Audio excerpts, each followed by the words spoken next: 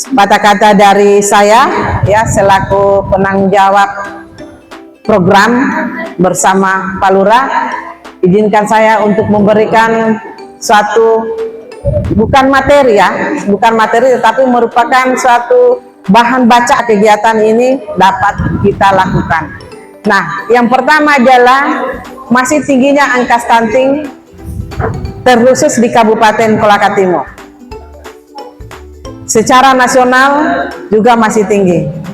Ini dikategorikan pada tahun 2023. Nah, untuk data 2024 itu belum kita bisa membaca karena setiap tahun audit stunting atau rekam data stunting itu berada di awal tahun, biasa bulan Maret, bulan 4 baru keluar data tahun 2024. Nah, pertanyaannya, Kolaka Timur bagian mana yang terbanyak datanya?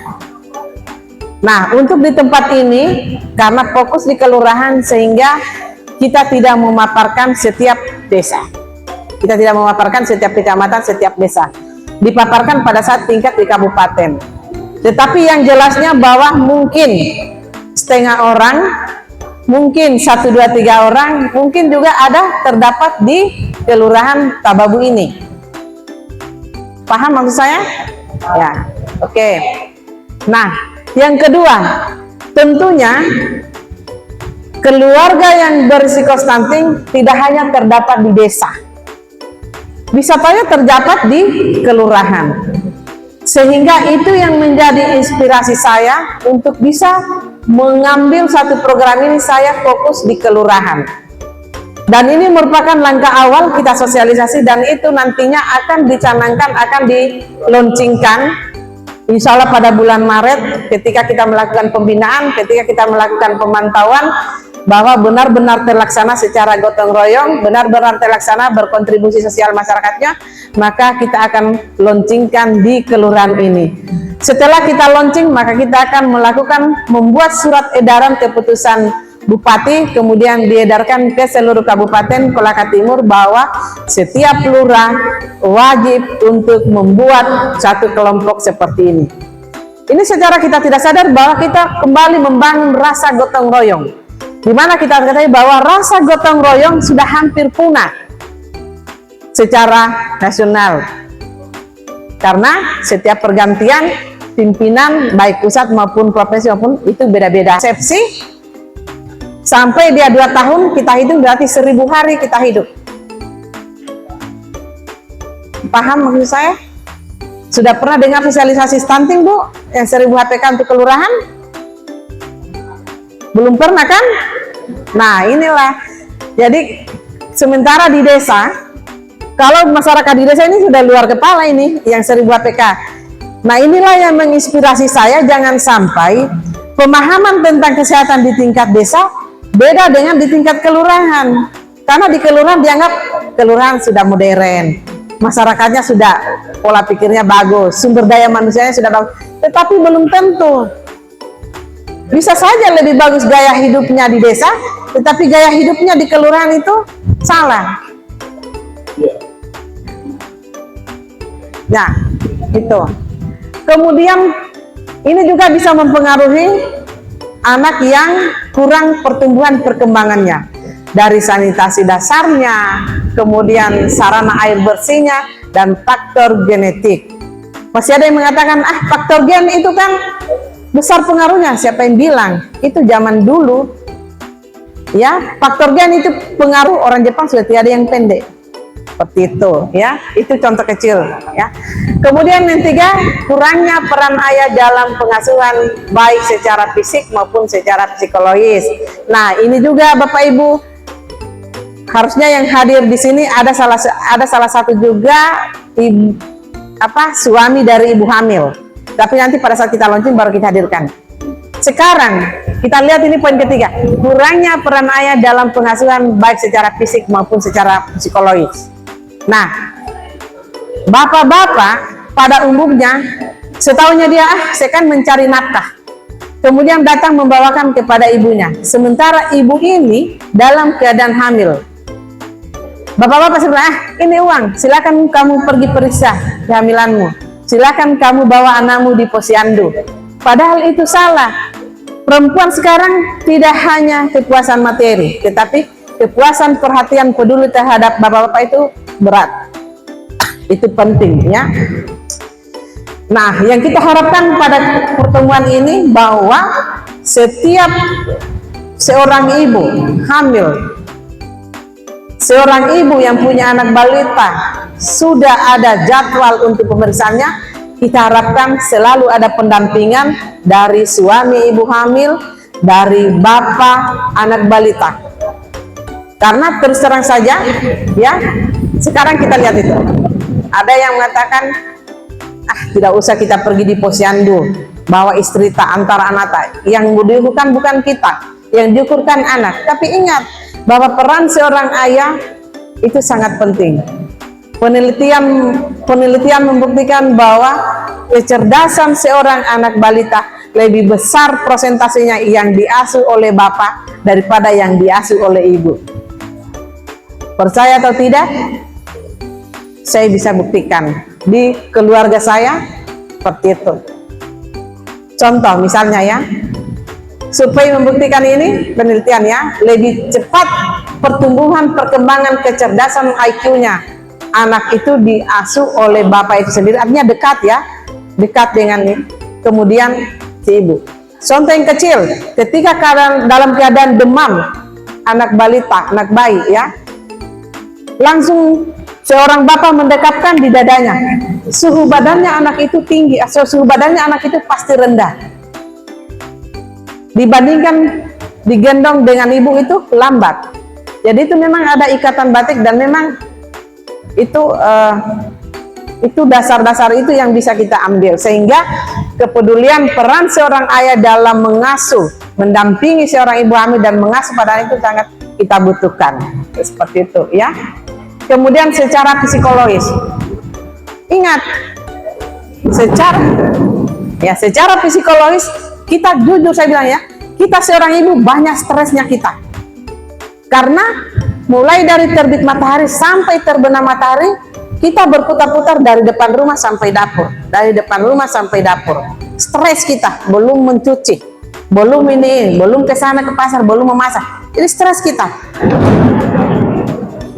Tapi kalau seorang bapak tidak, stresnya kurang menghadapi, kemudian berserakan piring-piring, kita kembali lagi, bagaimana mau tidak stres? Jadi persentase atau volume untuk pengasuhan kasih sayang terhadap anak itu dalam satu hari pasti dia berkurang. Nah, inilah mempengaruhi ya. Kemudian yang keempat adalah gangguan pertumbuhan dan perkembangan anak. Ini sudah sangat jelas ya. Kalau ini terjadi, maka gangguan pertumbuhan perkembangan itu pasti daripada anak. Lanjut.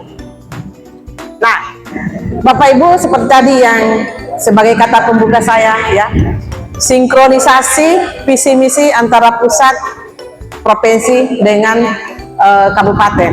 Kita lihat visi misi presiden ya, bersama Indonesia Maju menuju Indonesia Emas 2045. Itu Astacita. Ya, Astacita. Kemudian dari presiden turun diimplementasikan atau diuraikan atau digalakkan atau digerakkan oleh Kementerian Pendudukan dan Pembangunan Keluarga atau BKKBN. Bapak Ibu, Kementerian BKKBN sudah berdiri sendiri, sudah satu kementerian. Kalau yang lalu-lalu itu masih satu kementerian, masih sifatnya dirjen, tapi sekarang sudah satu kementerian. Otomatis program-program itu akan lebih detail lagi ke bawah ya. Kemudian visi misi bupati dan wakil bupati Kolaka Timur harus ada sinkronisasi uraian implementasi dari program tersebut. Nah, Kolaka Timur visi misi ya, Kolaka Timur sebagai wilayah agropolitan yang maju, berdaya saing dan berkelanjutan. Sebagai warga masyarakat Kolaka Timur wajib kita hafal. Wajib kita hafal, kalau yang di kantor-kantor ya wajib dibikin baleonya setiapnya, sehingga kita selalu melihat bahwa inilah visi misi bupati yang perlu kita kita support, sehingga tercapai. Kemudian turun di Dinas Pengendalian Penduduk dan Keluarga Berencana.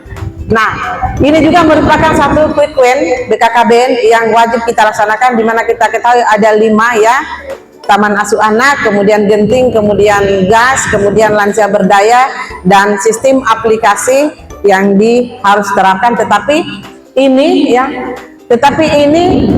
kita mengambil hanya poin 2 dan poin 3. Selain dari itu ada di dinas lain. Nah, kemudian khusus implementasi dari visi misi Kabupaten Bupati Kolaka Timur ada di poin 1, misi 1 adalah penguatan fondasi transformasi sosial.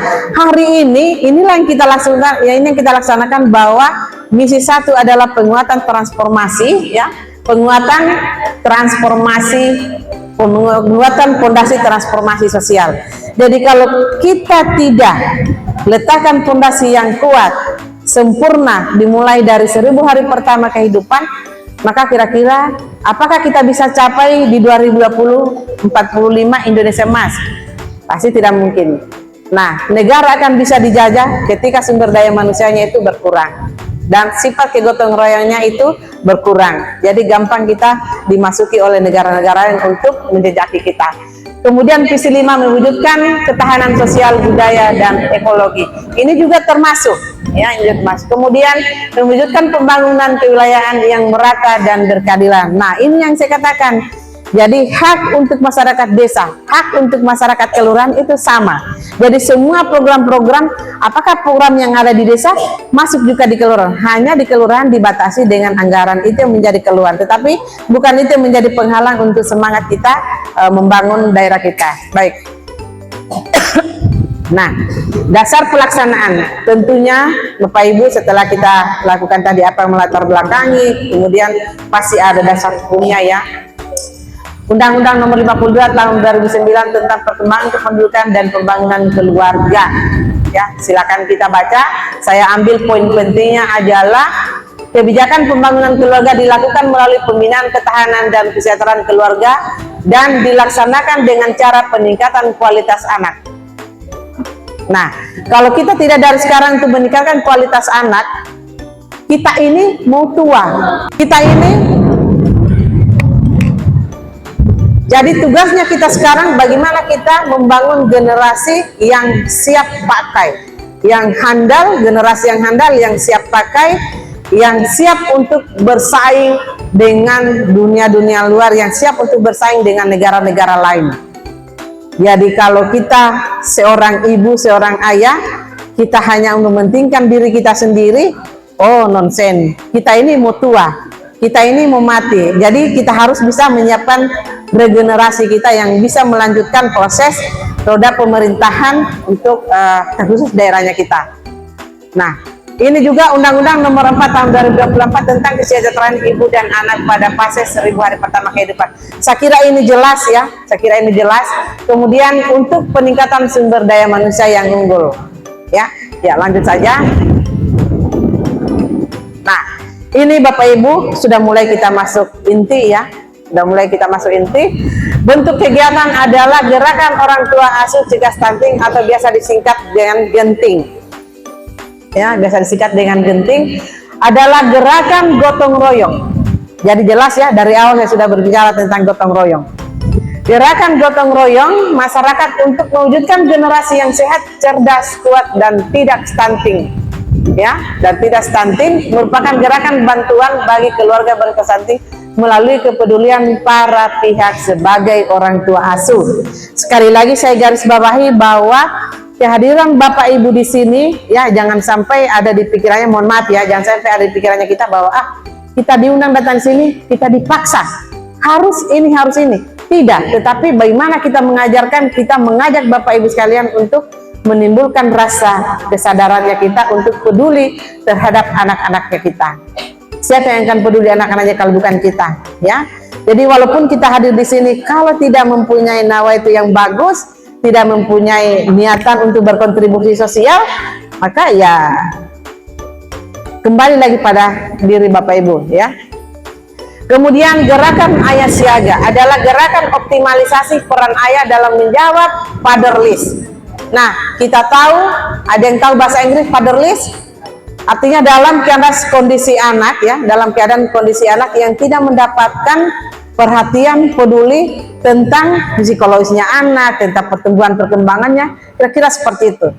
Jadi bahasa Inggrisnya itu jadi bahasa daerahnya itu adalah orang tua atau seorang ayah dalam kondisi yang tidak memperhatikan anak-anaknya atau tidak memperhatikan ibu-ibunya.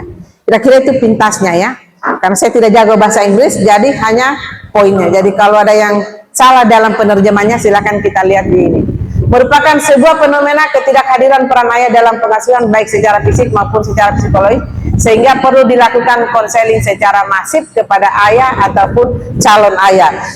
Jadi Bapak Ibu yang saya hormati, kegiatan ini, pertemuan ini ada dua isu. Yang pertama adalah genting, itu kesimpulannya dia adalah bagaimana kita bisa membentuk satu kelompok untuk dijadikan suatu posko, untuk dijadikan suatu tempat kita berkontribusi sosial dalam keadaan tidak terpaksa, dalam keadaan tidak tertekan, dalam keadaan tidak ditentukan dari jumlah atau warna atau bentuknya. Nah, untuk gas ya, untuk gerakan ayah siaga, itu adalah tugas seorang PLKB, untuk melakukan pendampingan, konseling edukasi kepada calon pengantin untuk melakukan pendidikan supaya seorang ayah itu dia benar-benar merasa bahwa saya juga harus urus ini tentang kesehatan keluarga saya. Seperti itu. Jangan hanya saya sibuk mencari nafkah, jangan hanya saya sibuk bekerja, mencari uang, tetapi sekarang ya penelitian bahwa kepuasan seorang ibu-ibu ya, hanya 20% materi. Tapi kepuasan seorang ibu 80% itu bisa terjadinya keluarga yang harmonis, keluarga yang romantis, ya, keluarga yang bertahan. 80% itu besar peranannya tumbuhkan rasa kepeduliannya terhadap kita ibu-ibu. Jadi 80% besar pengaruhnya kasih sayang atau keterbukaan, kejujuran dan perhatian yang utama ya. Ya, lanjut. Nah, tujuannya ya mewujudkan generasi yang sehat, cerdas, kuat dan tidak stunting, serta untuk meningkatkan kepedulian dan peran serta masyarakat. Saya kira itu jelas, yang mewujudkan peran ayah untuk ikut bertanggung jawab dalam 1000 hari pertama kehidupan. Ya, lanjut. Masih bisa diterima, Ibu? Atau terlalu cepat, atau terlalu lama, atau kita mau stopkan, atau bagaimana? Sekarang kita lemparkan kepada Bapak Ibu. Ya. Nah, sasarannya. Ya, tadi kan kita masih mengambannya, sasarannya siapa? Di sini sasarannya adalah yang pertama orang tua asuh pemberi bantuan. Ingat, jangan kita lihat di sini orang tua asuh pemberi bantuan, oh berarti kita dipaksa ini masyarakat, Pak Lurah dia paksa kita. Tidak, ya. Tidak seperti itu, ya. Kemudian siapa sasaran personalnya? Tentunya individu, perorangan, LSM atau komunitas. Ini yang ikut berkontribusi, tidak terikat. Jadi tidak hanya tokoh masyarakat yang bisa melakukan itu atau yang bisa memberi sedikit rezekinya kepada posko, ya. Itu bisa saja perorangan seperti kita semua di sini yang hadir, ya. Kemudian LSM ketika ada yang mau juga berdonasi seperti itu. Kemudian satu komunitas, ada misalnya komunitas kayak majelis talim atau bagaimana dan lain sebagainya dari semua etnis. Jadi tidak terbatas. Apakah dia etnis Bugis, Solaki, Jawa dan lain-lain atau agama, tidak ada yang mengikat. Semua tujuannya kita sama untuk menanamkan membuat suatu amal di hari kemudian. Kemudian perguruan tinggi, akademisi, media, lembaga lainnya yang tidak mengikat. Di sini kita lihat tidak ada ASN. ASN itu sudah masuk di poin kelima, lembaga lainnya yang tidak mengikat. Jadi kalau merasa-rasa masih kurang mungkin beramalnya, apa salahnya dalam satu hari kita sedekahkan kita punya rezeki sedikit. Kemudian penerima genting siapa? Ibu hamil, ibu yang memiliki baduta 0 sampai 13. Nah, di sini pertanyaannya, Bu, apakah di kelurahan ini sudah ada yang terdampak dari tujuan tadi ini? Hari ini kita belum tahu. Tetapi pertanyaan saya, kembalikan pertanyaan kita. Apakah dalam 1 bulan tidak akan ada yang hamil? Apakah dalam 1, 2, 3 bulan tidak akan ada yang menikah? Apakah dalam 1, 2 bulan ini tidak akan ada yang lahir? Pernahkah kita tahu anak-anak itu dia akan tumbuh dengan cerdas? Tiada yang tahu. Tetapi bisa terdeteksi ketika anak bayi baru lahir kalau dia ada kelainan kongenital atau kelainan retardasi mental. Itu bisa ditahu melalui pemeriksaan, ada istilahnya di dinas kesehatan pemeriksaan lebih awal. Itu diambil darahnya di kuping telinga, sudah ditahu oh bahwa ini anak ketika dia tumbuh besar dia akan tumbuh kembang tetapi dia akan idiot. Itu ditahu sekarang. Makanya ibu-ibu melahirkanlah di fasilitas kesehatan supaya kita tahu, ya. Kemudian yang ketiga, sasaran gas, ya. Gerakan Ayah Siaga adalah orang tua khususnya ayah dari ibu hamil, baduta menyusui dan calon pengantin. Ya, sekira itu. Lanjut. Nah, tata laksana kegiatan. Nah, Bapak Ibu akan bertanya, bagaimana cara pelaksananya? Nanti sebentar kita akan berkembang diskusi. Bisa saja dengan paparan ini mungkin akan berbeda hasil diskusinya kita. Jadi ini bukan merupakan harga mati tata laksananya, tetapi tergantung diskusinya kita sebentar. Nah, distribusi bantuan nutrisi, bahan pangan lokal, iuran yang telah diperoleh dari pemberi bantuan mitra diolah menjadi bahan makanan lengkap bergizi siap santap di pos pelayanan dan disalurkan kepada sasaran intervensi. Itu ya. Kemudian distribusi bantuan non nutrisi, misalnya apakah misalnya ada yang ingin memberikan kontribusinya, apakah dalam bentuk apa seperti itu yang bisa dijadikan dihasilkan, yang bisa membiayai atau bisa memberikan kebutuhan anak dengan ibu hamil yang mengalami gizi buruk. Kemudian pemberi bantuan edukasi bagi sasaran intervensi yang dilakukan oleh kelompok orang tua asuh atau mitra. Ini yang dilakukan ya. Kemudian gas tidak jauh beda ya. Cuman dia gerakan Ayah Siaga adalah edukasi peran ayah.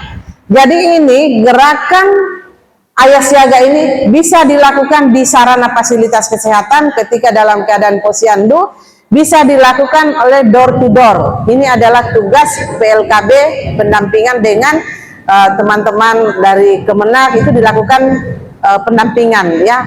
Biasa ada ya tim pendamping keluarga TPK, itu tugasnya. Kemudian pemanfaatan kartu kembang anak. Di situ kita bisa lihat apakah ini anak tumbuh sesuai dengan usianya, ya, apakah dia ini anak terjadi perubahan perkembangan pertumbuhan atau tidak. Ini dilihat dari kartu kembang anak. Kemudian yang ketiga adalah pemberian bantuan bahan pangan bergizi khusus bagi ayah yang terlibat. Saya tahu persis di kelurahan ini 1 bulan yang lalu beliau punya inovasi yang terbaik, dan ini membuat saya semakin yakin bahwa di kelurahan ini bisa berhasil digalakan sifat kegotong royong. Dia bisa membuktikan bahwa ada inovasi yang diberikan bahwa ember posyandu. Ini yang menjadi terinspirasi saya untuk melakukan kegiatan di sini. Kenapa ember posyandu bisa berhasil dengan kocekan sendiri Pak Lurah ya? Apa salahnya kalau berkolaborasi dengan kegiatan ini? Kita tahu bahwa Pak Lurah dia mengeluarkan anggaran sendiri dari kantong sendirinya karena luar biasa Pak Lurah. Tidak semua kepala Pak Lurah akan berbuat seperti itu. Karena memang beliau adalah semangat membangunnya, mencerdaskan masyarakatnya itu lebih tinggi. Sehingga dia mampu mengkocek untuk kantongnya sendiri. Saya diskusi dengan beliau bahwa ternyata yang dia lakukan inovasi memang kalau kita ingin berhasil, kita ingin mencapai suatu keberhasilan, memang kita harus yakin dirinya kita sendiri bahwa salah satu konsekuensinya adalah kita harus bisa mengeluarkan dana pribadi untuk memulai sesuatu. Dan alhamdulillah Pak Lurah hari ini sudah kita berkolaborasi dengan kegiatan itu. Nah,